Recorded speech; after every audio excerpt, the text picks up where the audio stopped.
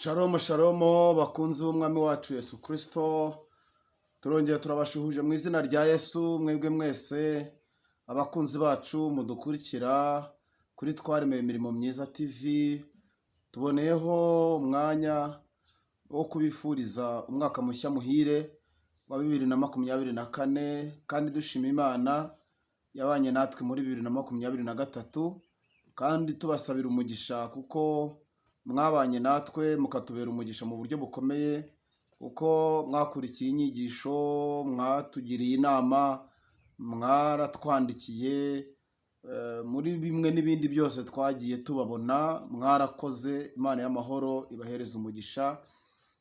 Hamwe n'ibyo rero tuboneyeho kubasangisha ijambo duhawe n'umwami Imana kuri uyu munsi wa mbere ubanziriza umwaka.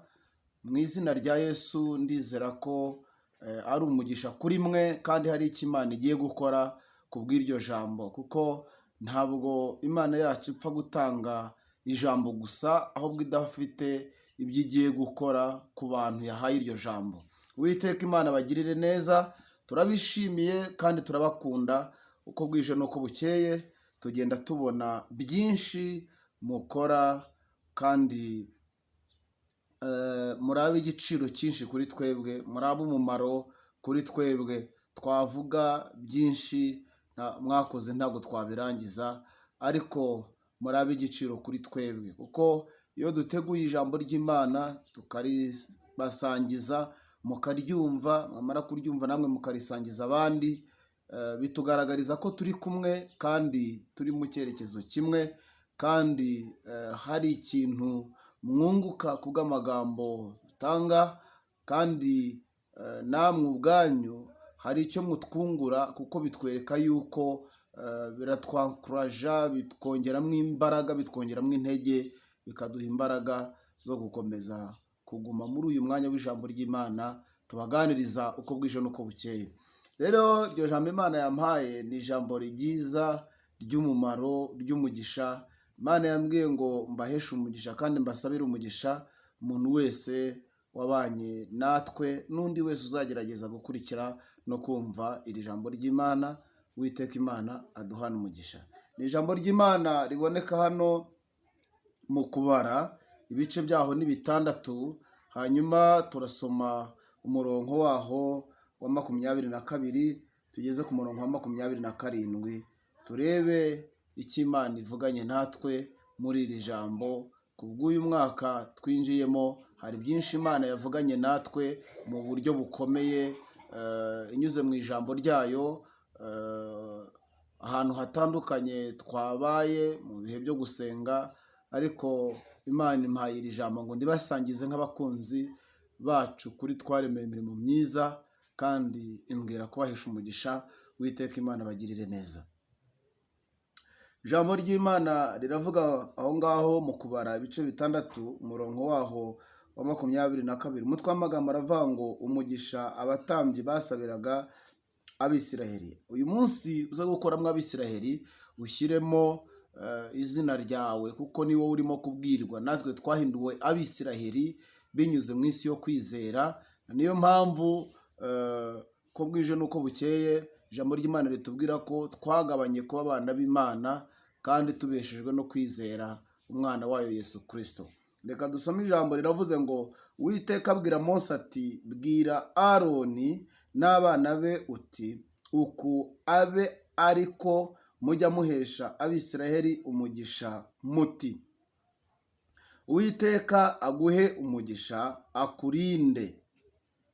Uwiteka akumurikishirize mu maso he, akugirire neza. Uwiteka akurebe neza, aguhe amahoro. Uko abe ariko mbashyirisha izina ryanjye ku Bisiraheli, nanjye nzabaha umugisha. Imana yacu nihabwe icyubahiro. Ijambo ry'Imana hari ikintu rivuze. Iri ngiri ryari itegeko Uwiteka Imana atanze mu Bisiraheli. Uyu munsi ntabwo ari Abisiraheli bo muri Isiraheli bakiri kubwirwa, ahubwo harabwirwa wowe wabaye umwana w'Imana kubwo kwizera umwana wayo Yesu Kristo. bikaduhesha kuba abana b'Imana. Ijambo riravuze ngo Uwiteka aguhe umugisha. Bene data, mbahesheje umugisha mu izina rya Yesu. Nk'umutambyi mbahesheje umugisha mu izina rya Yesu. Nk'umushumba mbahesheje umugisha mu izina rya Yesu. Nk'abantu babanye natwe mukagendana natwe muri uyu mwaka, mukaba umugisha kuri twe, mukatuba hafi, mukadushyigikira muri uyu murimo w'ivugabutumwa. Imana y'amahoro ibagirire neza, ibahe umugisha, nanjye ndawubahesheje. Mugire umugisha mu majya n'amaza, mugire umugisha iburyo n'ibumoso, mugirire umugisha kubera n'abirabura, mugirire umugisha ku cyo mugerageje gukora cyose. Ibyibo byanyu ntihakagire ikiburamo, kandi ibitenga byanyu muvugiramo ntihakagire ikiburamo, imivure yanyu ntihakagire ikiburamo, ububiko bwanyu ntibukabemo ubusa. Uwiteka Imana aguhe umugisha. Ijambo ryakomeje rivuga ngo akurinde. Ndasaba Imana y'amahoro imanura uburinzi bukomeye ku buzima bwanyu, izabarinde muri uyu mwaka nk'uko ibivuze, izabarinde ku manywa, izabarinde nijoro, izabarinde ibyo muzabasha kumenya n'ibyo mutazamenya, izabarinde muri maso cyangwa musinziriye, izabarinde muri mu mihanda mugenda, izabarinde ubwanyu, ibarindire n'imiryango yanyu, izabarinde kubabara, izabarinde akaga, izabarinde ibiteye ubwoba. Ibitero bya kumanywa n'ibya nijoro ntibizamenya aho mutuye, ahubwo ibyiza byose bizabayoboke. Amahoro y'Imana azabagane, muzahirwe mu nzira zanyu zose. Ijambo ry'Imana ryavuze ngo Uwiteka akumurikishirize mu maso he. Haleluya. Ndasaba Imana ngo umucyo w'Imana uzayobore inzira zanyu, umucyo w'Imana uzabamurikire, umucyo uva mu maso y'Imana uzamurikire inzira zanyu, uzamurikire ubuzima bwanyu, uzamurikire buri kimwe cyose muzabamo. Umucyo w'Imana umwijima uzabahunge. Bishatse kuvuga ngo umucyo w'Imana, ibyiza bituruka ku Mwami Imana byose bizabe kuri mwebwe, bizabe imbere yanyu, bizagaragarane namwe. Ntihakagire umwijima w'ikibi icyo ari cyo cyose kizabashyikira, ntikikamenya aho mutuye, ntikikamenya aho munyuze, ntikikamenya aho mukoreye. Ibyanyu byose bizabe mu mucyo w'Imana, bizabeho ubwiza bw'Imana mu izina rya Yesu. Ubwiza bw'Imana buturuka mu maso y'Imana buzagaragarane namwe mu izina rya Yesu. Icyo muzagerageza gukora cyose kizababere cyiza. Imana y'amahoro iduhana umugisha. Ijambo ryavuze ngo kandi azakugirire neza. Mana yanjye, Mana nkorera,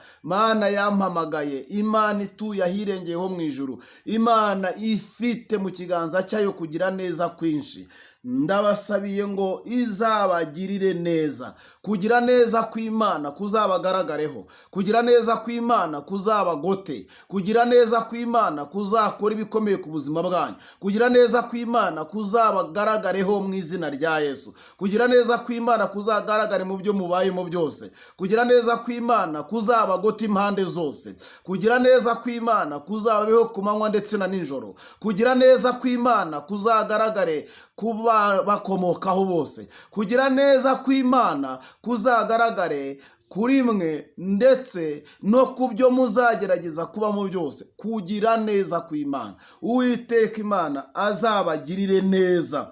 26, Uwiteka Imana kurebe neza. Haleluya, haleluya, haleluya. Uwiteka Imana kurebe neza, akurebe ryiza. Ijisho ry'Imana niyo rikurebye neza, ni ukuvuga ngo ikintu cyose rirakurebera, ryihuta kukurebera imbere. Ntago warwa mu rwobo, ntago wagwa mu bitero, ntago wagwa mu miraba, ntago wagwa mu kaga, kubera ko ijisho ry'Imana ryihuse kukurebera imbere. Ugendera ahantu hatunganye. Uwiteka Imana kurebe neza mu izina rya Yesu Kristo. Ijisho ry'Imana rikurebe neza muvandimwe. Wa mubyeyi we, ijisho ry'Imana rikurebe neza. Wa mupapa we, ijisho ry'Imana rikurebe neza. Wa musore we nawe, wa mukobwa we uri kunkurikira, ijisho ry'Imana rikurebe neza mu izina rya Yesu Kristo. Igitinyiro cy'Imana kikubeho, ijisho rya Satani ntirizakubone, ahubwo ijisho ry'Imana rijye rihora rikureba neza. Ijisho ry'abagome n'abagambanyi ntirizakubone, imigambi y'incakura ntizakubone. Uwiteka Uwiteka Imana azagutuze kure y'abarasana, imigambi y'umwijima ntizamenye inzira zawe, ahubwo ijisho ry'Uwiteka Imana, haleluya, bine tostakiregerebo, rizakurebe neza, uzahirwe mu byawe byose, kubera ijisho ry'Imana rizaba rikuriho kandi rikureba neza. Nongeye kugusabira, ijisho ry'Imana ntikakurebe neza gusa, ahubwo Uwiteka Imana azaguhe amahoro, haleluya. Amahoro y'Imana azakugaragareho, amahoro y'Imana azabe ku buzima bwawe, amahoro y'Imana azakugaragareho ku manywa ndetse na nijoro. Ibiguhiga ntibizakubone. Muririmbyi yararirimbye ngo ibiguhiga ntibizakubona, ngo kuko uri mu mugambi w'Imana, naho wageragezwa bikomeye ngo bizagusiga ushima Imana. Nanze kugeragezwa kose, ahubwo akanwa kanyu kazuzura amashimwe, muvuga icyubahiro cy'Imana no kugira neza kw'Imana. Ndasenze ngo amahoro y'Imana azatwaranire mu mitima yanyu. Ndabasabiye ngo amahoro y'Imana azatwaranire mu miryango yanyu. Ndabasengeye ngo amahoro y'Imana azatwaranira inyuma ku mubiri no mu byo mugerageje gukora byose. Mu izina rya Yesu, amahoro Yesu atanga aruta y'abantu batanga, kuko abantu batanga umutekano ariko ntago batanga amahoro. Abantu batanga umutekano ariko amahoro atangwa n'Imana, kuko umutekano ugaragara inyuma ariko amahoro aba mu muntu imbere no mu mutima. Iyo ufite amahoro uraryama ugasinzira. Iyo ufite amahoro ibyo ubonye byose ubibonamwo ineza y'Imana, kandi biba byiza ku buzima bwawe kubera ko ufite amahoro. Hari abantu bafite byinshi ariko badafite amahoro. Ndagusabiye amahoro ku manywa, ndagusabiye amahoro nijoro, ndagusabiye amahoro impande zose, ndagusabiye amahoro iburyo n'ibumoso, ndagusabiye amahoro imbere n'inyuma, ndagusabiye amahoro ku mubiri ndetse no mu mutima wawe. Amahoro y'Imana azabe ku buzima bwawe. Ngibi ibintu Imana yambwiye kubaturaho, ngibi ibintu Imana yambwiye kubabwira. Jambo ryatubwiye ngo Uwiteka aguhe umugisha. Umugisha w'Imana nube ku buzima bwawe. Icyo ni icya mbere. Icya kabiri, akurinde. Uburinzi bw'Imana buri ku buzima bwawe mu izina rya Yesu Kristo. Ibizaguhiga byose ntibizakubona, ibizakurwanya byose bizagwa ari wowe bizize, ibizaguhiga byose bizagwa ruhabo, ntabwo bizakubona kubera urinzwe n'Imana. Muririmbyi yararirimbye ngo turinzwe n'iyaturinze, na mbere hose n'izagumya kuturinda. Ntabwo badutewe n'ibiri imbere tuzi cyangwa se tutazi, kuko dufite umurengezi witwa Kristo uturinze. Imana yacu iri maso ku bwacu, ntiryama ntisinzira, ntabwo izahunikira, iri ku maso ku bwawe, iri kubereye maso, iri ku burinzi ku buzima bwawe. Nongere ngubwire ngo ntutinye, irakurinze. Icya gatatu, ijambo ryavuze ngo Uwiteka akumurikishirize mu maso he, akugirire neza. Amaso y'Imana, umucyo w'Imana umurike mu byawe, umurike ku buzima bwawe. Umucyo w'Imana n'ubwiza bw'Imana bwayo, n'ubwiza bwayo bukubeho. Iyo ubwiza bw'Imana bukuriho, buguhamagarira byose bikaza bikugana. Abantu bakwangaga barabura, baranyika, bakaburirwa irengero, hagasigara igikundiro cy'Imana kubera mu bwiza bw'Imana buri ku buzima bwawe. Ibintu byose birakuyoboka bikagushaka kubera ko ubwiza bw'Imana buri ku buzima bwawe. Ntabyo uhamagara ngo byange, ubwiza bw'Imana burabigukururira bukabikwegereza. Nshuti mwene data, Uwiteka Imana akumurikishirize mu maso hiwe kandi akugirire neza. Kugira neza kw'Imana kugaragare ku buzima bwawe muri uyu mwaka. Kugira neza kw'Imana kuzagaragare ku buzima bwawe. Ikindi jambo ryatubwiye ngo Uwiteka akurebe neza. Haleluya. Muri uyu mwaka Uwiteka Imana aje kukureba neza, azakureba neza mu izina rya Yesu. Ineza y'Imana izakugaragaraho mu izina rya Yesu. Ngo Uwiteka Imana akurebe neza, aguhe amahoro. Haleluya. Jambo ryabitubwiye, nongere ngusubirire mu Uwiteka aguha umugisha. Umugisha ukubayeho kandi akurinde. Uwiteka azakurinda muri uyu mwaka, kandi uyu mwaka ubaye umwaka w'umugisha ku buzima bwawe n'ibyo uzagerageza gukora byose. Kandi uburinzi bw'Imana ntabwo buzakuvaho, Imana izakurinda.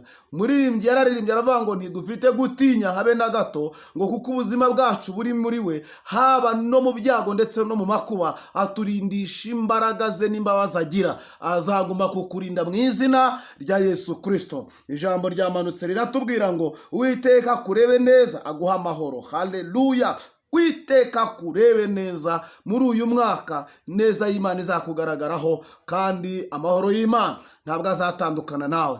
Imana y'amahoro ikugirire neza. 24 gasho zatubwira ngo aba ariko bashyirisha izina ryanjye ku Isiraheli. Nanjye shirishije izina ry'Imana, shirishije izina rya Kristo ku buzima bwawe uyu munsi mu izina rya Yesu. Wowe ugiye gufungura iyi video wumva aya magambo, nshirishije izina rya Kristo ku buzima bwawe, kubera ko iryo zina rya Kristo niryo rigiye kuzaguha umugisha. Muri iryo zina hapfunyitsemo umugisha wawe, muri iryo zina hapfunyitsemo icyubahiro cyawe. Murindwe, mugirirwe neza n'Imana, mwaguke, muhirwe n'ibyo mugeragere gukora byose. Ikiganza cyiza cy'Imana kizagendane namwe muri uyu mwaka. Umunezero wa Yesu ntukabure kugaragara ku buzima bwanyu, kandi ibyo muzagerageza gukora byose bizababere byiza. Uyu mwaka uzaba umwaka udasanzwe wo guhindurirwa amateka no kwagurwa no gusingira ibyasezeranyijwe, kandi ibi byose Uwiteka Imana avuganye natwe muri iri jambo bizadusohoraho mu izina rya Yesu. Imana ibampere umugisha. Ndabakunda kuko muri umugisha kuri twe. Uwiteka Imana banezeze umunezero uruta uwo mwabonye mu mwaka wa 2023. 2024 uzahinduka umwaka wuzuye amashimwe mu buzima bwanyu. Data wa twese bagirire neza. Mana aragushimiye kubw'amagambo yawe, yaherekeze uyasohoresha umwete n'imbaraga ku bana bawe, kandi igikomeye kuruta ibindi, ibi byose uvuze hatabuze na kimwe, ubisohoresha umwete wawe, kuko niko wivugiye ngo nzabisohoresha umwete n'imbaraga, kugira ngo ubumana bwanjye n'icyubahiro cyanjye bigomeze biganze muri mwebwe. Natwe turabyizeye kandi turabyakiriye mu izina rya Yesu Kristo. Amen. Ikiganza cy'Imana kibabeho, kandi nunezezwa n'ubutumwa bwiza Umwami Imana guhaye, ubusangiza inshuti n'abavandimwe, kugira ngo nabo bakire kuri uyu mugisha w'Imana. Data wa twese akugirire neza. Amen.